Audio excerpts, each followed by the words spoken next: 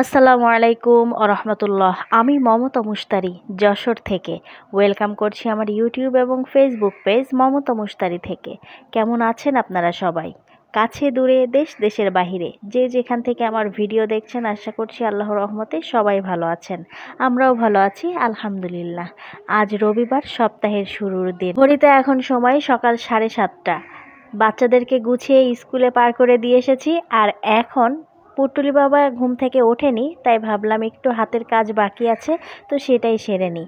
এই যে রসুনগুলো, আমি কি করি ইদানিংকালে এই বড় রসুনগুলো ব্যবহার করি।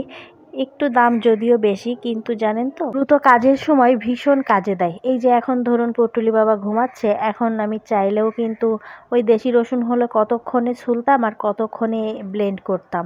আমার খুব জোর হলে আধা ঘন্টাও লাগেনি, কিন্তু প্রায় আধা কেজি মতো রসুন আমি ছুলে ধুয়ে পরিষ্কার করে ব্লেন্ড করে নিয়েছি। আর এখন এটা আইস মোল্ডে ঢেলে নিলেই হয়ে যাবে এটা আমার মাসখানেক চলে যাবে। এই রসুনটা আবার বাটার সাথে সাথে ব্লেন্ডারে বাটুন আর শিলপাটায় বাটুন।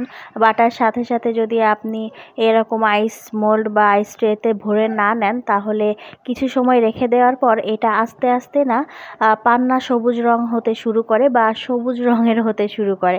তখন আবার দেখতে মনে হয় এটা কেমন যেন। আমি তো প্রথম যখন বুঝতাম না, তখন কি করতাম, আমি ভাবতাম হয়তো বা নষ্ট হয়ে গেছে, যার জন্য আমি ওই পুরো রসুন বাটাটা ফেলে দিতাম।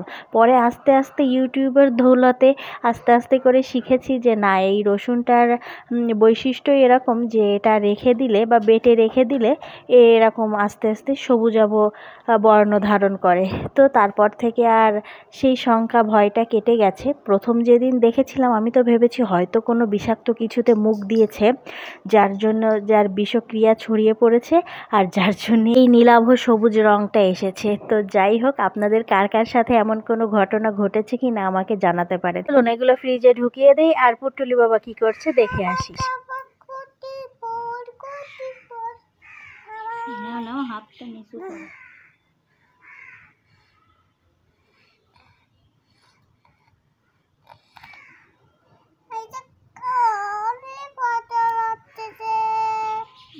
দুষ্টামি না,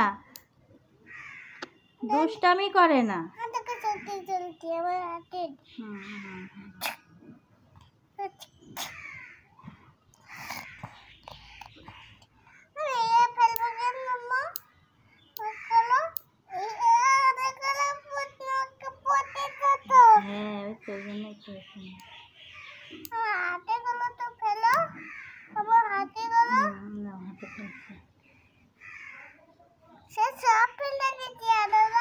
দাঁড়াটা কেটে নিই আমি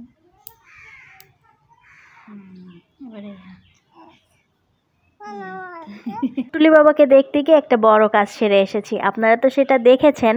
আর এখন আজ কি যেন হয়েছে, আমার একটু রান্না বাড়া করতে ইচ্ছা করছে না। ফ্রিজে একটু ডাল বাটা ছিল, সেটাকেই বের করে নিয়ে এখন একটু ডালের বড়া করে নিব। আমি এমনটাই করি, যখন রান্না বাড়া করতে ইচ্ছা করে না তখন এরকম, আর যখন রান্না করার ফুল মুড বা একেবারে এনার্জি থাকে, এরকম ডাল একেবারে বেটে মাখিয়ে ঝুঁকিয়ে ফ্রিজে রেখে দেই। যখন ইচ্ছা করে না তখন এইটাকে বের করে নিয়ে একটু হাত দিয়ে মাখিয়ে নিই। এমনও করি আমি যে পেঁয়াজটা পর্যন্ত দিয়ে মাখিয়ে রাখি। আর এই জন্য এদিকে একটু ডাল রান্না করে নিলাম। প্রথমে ভেবেছিলাম একটু ছোলার ডাল দিয়ে মুরগি ডিম ভেজে যেটা রান্না করে না, ওরকম করে একটু রান্না করব। তা আবার ভাবলাম যে না থাক, ওটা আবার বেশি কষ্টদায়ক হয়তো।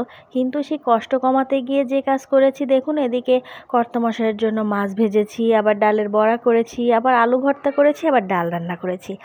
এক কষ্ট কমাতে গিয়ে 4 রকম পদ হয়ে গেছে।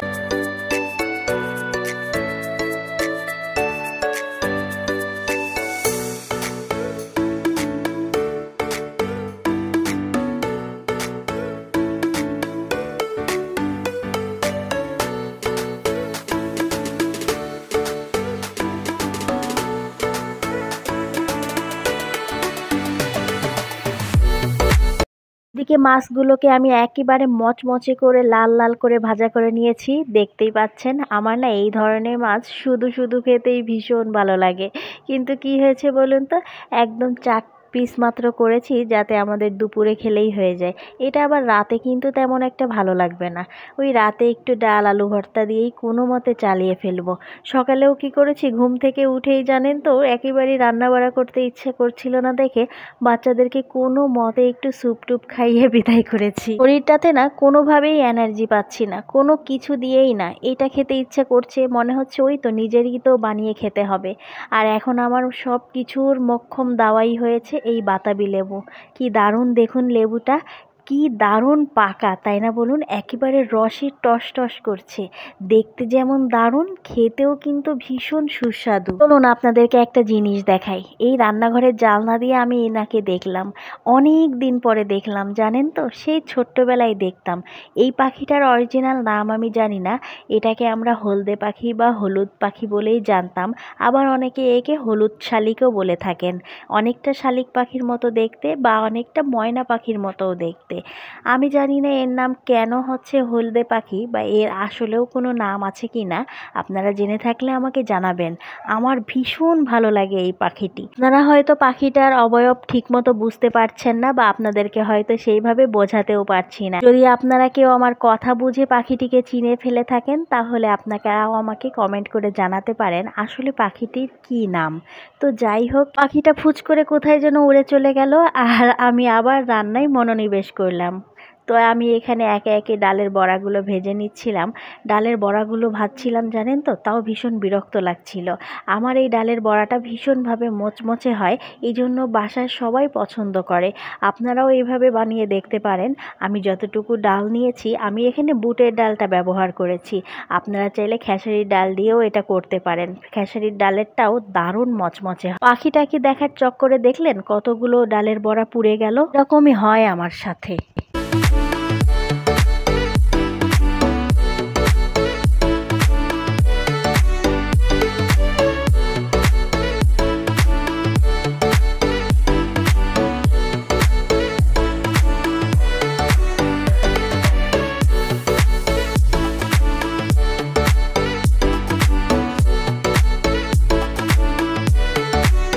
বিকালে বাচ্চাদেরকে বলছিলাম একটু কাপড় চোপড় যেগুলো আছে শুকিয়ে গেছে এগুলো একটু ভাঁজ করে দেবে। ওরা আবার আমার কাছে এখন কাজ করলেই না টাকা ডিমান্ড করে। তো আমিও বললাম আচ্ছা ঠিক আছে, এই চাদর টাদরগুলো ভাঁজ করে দিলে 5 টাকা দিব তোমাদেরকে। তো ওরা তো তাতে ভীষণ খুশি। দুই ভাই মিলে খুব করজোরে একেবারে আমার চাদরের কভার টভার সব ভাঁজ করে দিল। আবার আমাকে উল্টা অফার করছে, আম্মু তুমি যদি যে কাজগুলো না পারবে বা করতে ইচ্ছা না করবে আমাদের জন্য রেখে দেবে, আর এভাবে আমাদেরকে 5 টাকা করে দিলে আমরা সমস্ত কাজ করে দিব। আমার কাছে না বাচ্চাদের হাতে টাকা দেওয়াটা খুব আনইজি বা আনকমফোর্টেবল লাগে। আমি জানি না এটা কেন। আমি ছোটবেলা থেকে এভাবেই দেখে বড় হয়েছি। আমার আব্বা আম্মু কখনোই আমাদের হাতে টাকা দিতেন না। যখন যে জিনিসটা প্রয়োজন তাদেরকে জানালে তারা সেই জিনিসটা পূরণ করার চেষ্টা করতেন। এখন না হোক 2 দিন পরে বা 5 দিন পরে বা 1 সপ্তাহ পরে বা 1 মাস পরে, কিন্তু তারা কখনোই আমাদের হাতে টাকা দিতেন না। তবে এই একটা অভ্যাস বা এই একটা চেতনা থেকেই বলতে পারেন, আমি আমার বাচ্চাদের হাতেও কখনো টাকা দেই না বা না দেওয়ারই চেষ্টা করি। তো কিছু হাতে কাজ ছিল, তো সেগুলো নিয়ে আর বাচ্চাদেরকে নিয়ে বের হয়ে পড়েছি। ভাবলাম ওদেরকে একটু ঘুরিয়ে নিয়ে আসি, ওরা যে কাজ করেছে সেটা বাবদ একটা ট্রিট হিসাবে। তো ওই যে আমাদের চিরচেনা যশোরের পৌর পার্কে নিয়ে গিয়েছিলাম, আর সেখান থেকে সন্ধ্যায় একটু নিয়ে গিয়েছিলাম খাওয়াতে। তো বাচ্চারা বললাম তোমরা তোমাদের যেটা পছন্দ সেই অনুযায়ী খাবার অর্ডার করবে, কিন্তু লিমিটেশন থাকবে, তুমি এত টাকার ভিতরে, তুমি এত টাকার ভিতরে। যেহেতু ওরা 2 জন, তো ওরা সেভাবেই অর্ডার করলো। মেজো ছেলেটার ভীষণ পছন্দের ছোলা ভাটুরে, ও ছোলা ভাটুরেটা খুবই পছন্দ করে, আমাকে বলে বানিয়ে দিতে, কিন্তু আমি কেন জানি না আমার এই ভাটুরেটা কোনোভাবেই এরকম ফুলকো ফুলকো বলের মতো হয় না। আর বড় ছেলেটা অর্ডার করলো ওর পছন্দের চিকেন শর্মা, আর পুটুলি বাবার জন্য একটা কেক নিয়েছিলাম। ও যেহেতু এই ঝাল খাবারগুলো খেতে পারে না, তার জন্য এই তো সমস্তটা মিলিয়ে আমার বাচ্চাদের আজকে ট্রিট ছিল। চলুন খাওয়া দাওয়া করে বাড়ির পথ ধরেছি। আপনাদের কাছ থেকেও বিদায় নিয়ে নিই। আজকের ভিডিওটা কেমন লাগলো অবশ্যই কমেন্ট করে জানাবেন। ভিডিওটি ভালো লাগলে একটি লাইক করে দেবেন। ভিডিওতে থাকা ভুল ত্রুটিগুলো ক্ষমা সুন্দর দৃষ্টিতে দেখবেন।